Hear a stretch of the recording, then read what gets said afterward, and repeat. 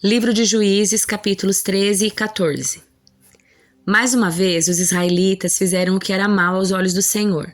Por isso, o Senhor os entregou nas mãos dos filisteus, que os oprimiram durante 40 anos. Naqueles dias, um homem chamado Manoá, da tribo de Dan, vivia na cidade de Zorá. Sua esposa era estéril e eles não tinham filhos.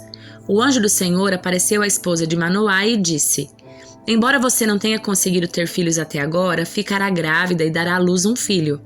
Portanto, tenha cuidado. Não beba vinho e nenhuma outra bebida fermentada, nem coma nenhum alimento que seja impuro. Você ficará grávida e dará à luz um filho do qual jamais cortará o cabelo, porque ele será consagrado a Deus como nazireu desde o nascimento. Ele começará a libertar Israel das mãos dos filisteus. A mulher foi correndo contar ao marido. Um homem de Deus apareceu para mim. Era como um dos anjos de Deus e sua aparência era assustadora. Não perguntei de onde era e ele não me disse seu nome, mas ele me disse: Você ficará grávida e dará à luz um filho. Não beba vinho e nenhuma outra bebida fermentada, nem coma nenhum alimento que seja impuro. Seu filho será consagrado a Deus como nazireu desde o nascimento até o dia da sua morte. Então, Manoá orou ao Senhor: Senhor, eu peço que o homem de Deus que enviaste volte e nos dê mais instruções a respeito desse filho que vai nascer. Deus atendeu à oração de Manoá e o anjo de Deus apareceu outra vez à esposa quando ela estava sentada no campo. Seu marido Manoá não estava com ela. Então ela foi correndo contar ao marido: O homem que apareceu outro dia está aqui de novo. Manoá voltou depressa com sua esposa e perguntou: O senhor é o homem que falou com minha esposa outro dia? Sim, sou eu, respondeu ele. Então Manoá perguntou: Quando suas palavras se cumprirem, como devemos criar o menino? Qual será o trabalho dele? O anjo do Senhor respondeu: Sua esposa deverá seguir as instruções que lhe dei. Ela não deve comer uvas nem passas, não deve beber vinho e nenhuma outra bebida fermentada, nem deve comer nenhum alimento que seja impuro. Ela deverá fazer tudo o que ordenei. Manoá disse ao anjo do Senhor: Por favor, fique aqui até prepararmos um cabrito para o Senhor. Está bem, só que não comerei nada, respondeu o anjo do Senhor. Mas você pode preparar um holocausto como sacrifício ao Senhor. Manoá ainda não havia percebido que era o anjo do Senhor. Manoá perguntou ao anjo do Senhor: Qual é o seu nome? Queremos lhe prestar homenagem quando isso tudo se cumprir. Por que quer saber meu nome? Disse o anjo do Senhor. Ele é tão maravilhoso que você não conseguiria entender. Então Manoá tomou um cabrito e uma oferta de cereal e os apresentou sobre uma rocha como sacrifício ao Senhor. Enquanto Manoá e sua esposa observavam, o Senhor fez algo extraordinário. Quando as chamas do altar subiram ao céu, o anjo do Senhor subiu nas chamas. Ao verem isso, Manoá e sua esposa se curvaram com o rosto no chão. O anjo do Senhor não voltou a aparecer a Manoá e sua esposa. Então Manoá finalmente percebeu que era o anjo do Senhor e disse à sua esposa: Com certeza vamos morrer, pois vimos a Deus. Sua esposa, porém, disse: Se o Senhor quisesse nos matar, não teria aceitado o holocausto e a oferta de cereal. Não teria aparecido a nós, nem nos teria revelado essas coisas maravilhosas. Quando o menino nasceu, ela o chamou de Sansão. O Senhor o abençoou enquanto ele crescia, e o Espírito do Senhor começou a agir nele quando ele morava em Maanadã, entre Zorá e Estaol. Certo dia, Sansão estava em Tímna e viu uma moça do povo filisteu. Quando voltou para casa, disse a seu pai e sua mãe: Vi uma moça filisteia em Tímna, quero me casar com ela. Consigam aquela moça para mim. Seu pai e sua mãe se opuseram. Não há uma moça sequer em nossa tribo ou entre todo o nosso povo com quem você possa se casar? Por que tem de procurar uma esposa entre os filisteus pagãos? Mas Sansão disse a seu pai: Consiga a moça para mim, é ela que eu quero.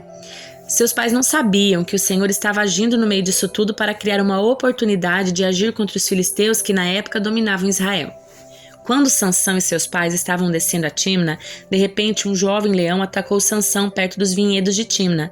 Naquele momento, o Espírito do Senhor veio sobre Sansão com tamanho poder que ele rasgou o animal pelas mandíbulas, usando as próprias mãos com a mesma facilidade que se despedaça um cabrito. Contudo, não contou a seus pais o que havia acontecido. Quando chegou a Tímna, conversou com a moça e se agradou muito dela. Algum tempo depois, quando voltou a Tímna para o casamento, saiu do caminho para ver o cadáver do leão. Descobriu que um enxame de abelhas havia feito mel dentro da carcaça. Pegou um pouco do mel com as mãos e foi comendo pelo caminho. Também deu um pouco a seu pai e a sua mãe e eles comeram. Mas Sansão não lhes contou que havia tirado o mel da carcaça do leão. Enquanto seu pai estava em Tímna para o casamento, Sansão ofereceu uma festa ali como era costume entre os noivos. Quando os pais da noiva o viram, escolheram 30 rapazes da cidade para o acompanharem na festa.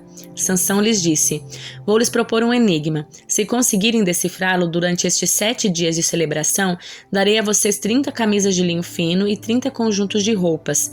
Mas se não conseguirem decifrá-lo, vocês me darão 30 camisas de linho fino e 30 conjuntos de roupa. Está bem, concordaram eles. Proponha seu enigma. Ele disse: do que come veio algo para comer, do que é forte veio algo doce. 3 dias depois, eles ainda tentavam encontrar uma resposta.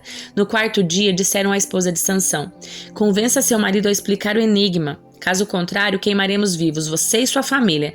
Você nos convidou à festa só para nos deixar pobres? Então a esposa de Sansão lhe disse aos prantos: você não me ama, você me odeia. Propôs um enigma ao meu povo, mas não me contou a resposta. E ele respondeu: não revelei o enigma nem a meu pai e a minha mãe, porque eu deveria contá-lo a você. E ela chorava cada vez que estava com ele, e assim continuou até o último dia da festa. Por fim, de tanto importunar Sansão, no 7º dia ele lhe contou a resposta. Então ela explicou o enigma aos rapazes. Antes do pôr do sol do 7º dia, os homens da cidade vieram dar a resposta a Sansão. O que é mais doce que o mel? O que é mais forte que o leão?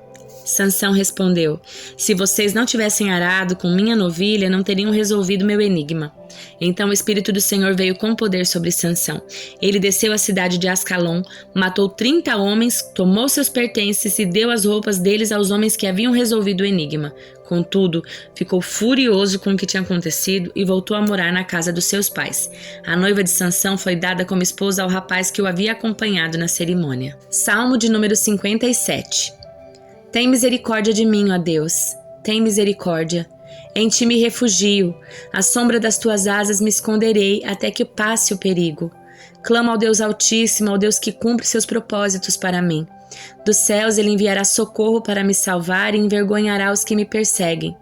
Meu Deus enviará seu amor e sua fidelidade. Estou cercado de leões ferozes, ansiosos para devorar suas presas humanas. Seus dentes são como lanças e flechas, e sua língua corta como espada afiada.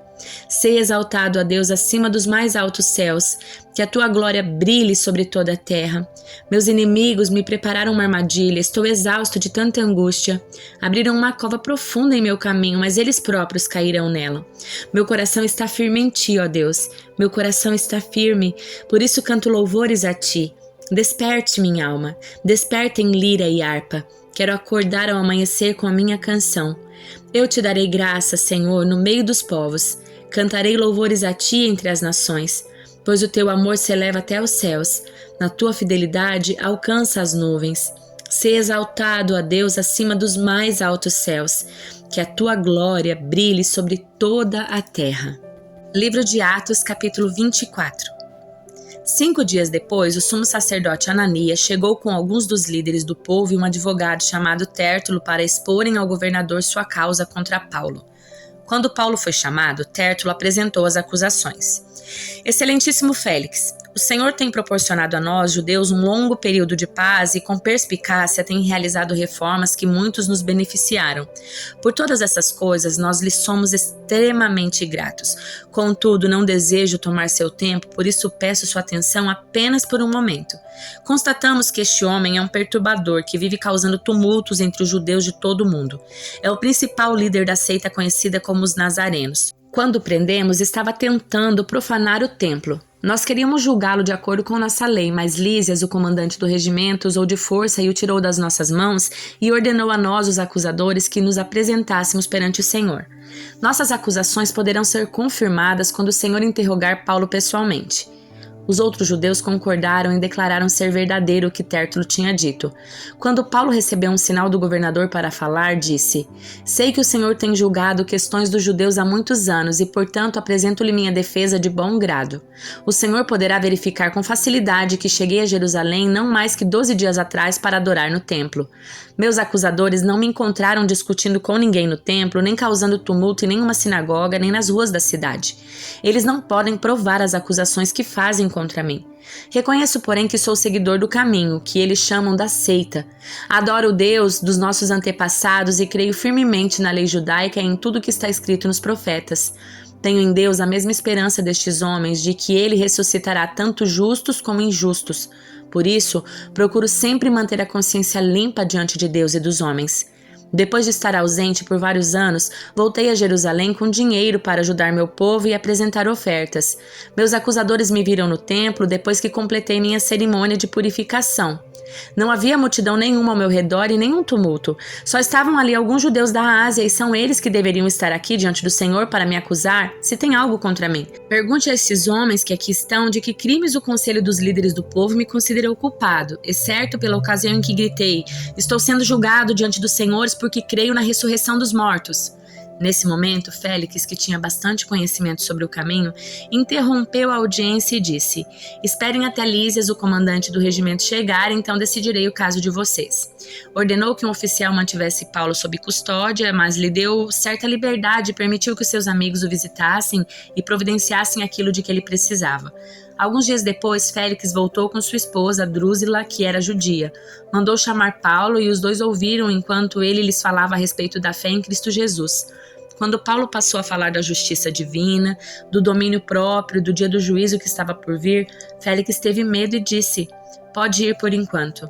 Quando for mais conveniente, mandarei chamá-lo outra vez. Félix também esperava que Paulo lhe oferecesse dinheiro, de modo que mandava buscá-lo com frequência e conversava com ele. Assim se passaram 2 anos e Félix foi sucedido por Pórcio Festo, e uma vez que Félix desejava obter a simpatia dos judeus, manteve Paulo na prisão.